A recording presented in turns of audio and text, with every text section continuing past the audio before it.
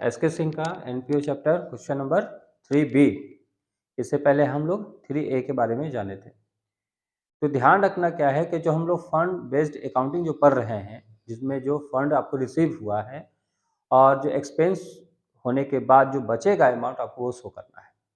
यहाँ पर देख रहे हैं कि फॉर्मेट दिया हुआ है जो मैच फंड के रूप में लिखा हुआ है ऊपर में। तो यहाँ क्या करना है कि इस बेस्ड पे हम लोग को क्वेश्चन नंबर 3 का जितना होगा बनाना होगा, और आगे भी देखेंगे नेक्स्ट यदि क्वेश्चन में होगा तो उस पर भी इसी पर काम करेंगे। तो यह ध्यान रखना है क्या कि इसमें लिखा है क्या कि आपको जो भी क्या है, जो भी आपको फंड बनता है या मिलता है तो उसमें देखिएगा वो लायबिलिटी होता है। क्या होता है? लायबिलिटी होता है। तो देखिएगा कि एक तरीका से एक यहाँ पर बैलेंस शीट का ही एक फॉर्मेट तैयार किया गया है, क्योंकि लायबिलिटी हमेशा बैलेंस शीट में ही होता है, एक तरफ आपका एसेट्स होता है। तो ये आपको ध्यान रखना है कि जो लायबिलिटी चीज का होगा तो लायबिलिटी साइड में आपको शो करना पड़ेगा। बात समझ गए? तो यहाँ पर ध्यान रखना है कि या फिर आपको इस फॉर्मेट तरीका से भी बना सकते हैं, लेकिन क्वेश्चन में यदि कहेगा कि नहीं हमको लायबिलिटी ही का फॉर्मेट मतलब बैलेंस शीट बनाकर ही आप दिखाएं तो बैलेंस शीट दिखाना ही पड़ेगा। तो सबसे पहले बात होता है कि यहाँ पर हमने बताया था पिछले क्लासेस में कि जितने भी आपको रिसीव्ड हो रहा है मैच के रूप में, जैसे यहाँ पर देखो कि टिकट है ना सेल किया गया तो पैसा रिसीव हो गया, उसके बाद डोनेशन मिला किसके हिसाब से, तो फंड फंड है ना, यहाँ फंड मिला है मैच के रूप में मिला, डोनेशन मिला है, interest on the match fund investment जो पैसा इन्वेस्टमेंट किया गया तो उससे हमको इंटरेस्ट मिला है। तो एक जगह क्या करना है वो ऐड करके लिख लेना है, और उसके बदला मतलब उसके जगह पर हम लोग क्या किए, फिर उसकी जगह पर मान लीजिए कुछ खर्च किए हैं, किसके जगह, तो मैच पे हमने कुछ खर्च किया है तो उसको घटा देंगे, जो बचेगा वही हमारा लायबिलिटी एक्चुअल बचेगा। क्योंकि मान लीजिए जो खर्च किया गया था, जो काम दिया गया था करने के लिए, उस पर तो काम कर लिए, उसके अलावा जो बचा तो शो करना पड़ेगा, है ना, तो उसी शो को करना है।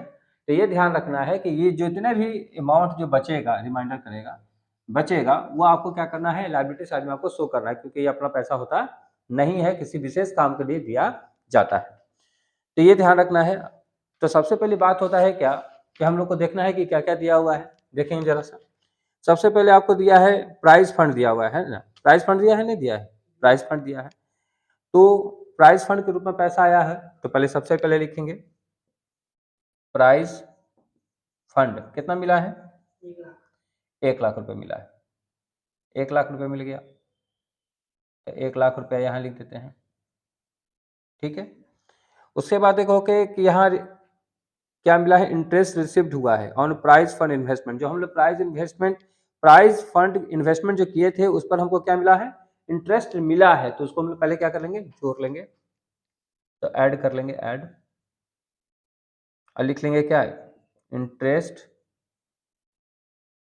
रिसीव्ड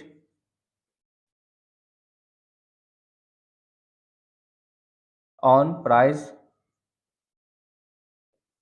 फंड इन्वेस्टमेंट, पूरा लिखिएगा, ठीक है। कितना का मिला है, 10,000।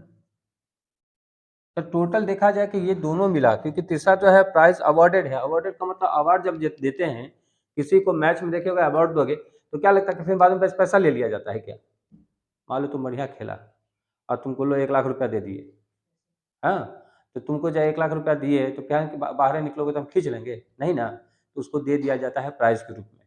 तो देखा जाता है वो एक तरह से क्या है, खर्च के रूप में है।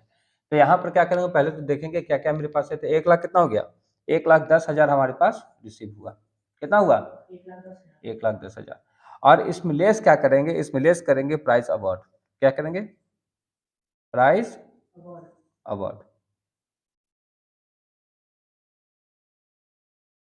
कितना हो गया, 25,000, 25,000 इसमें घटा देंगे तो जितना बचेगा, कितना बचा अब, 85,000, कितना बचा, 85,000।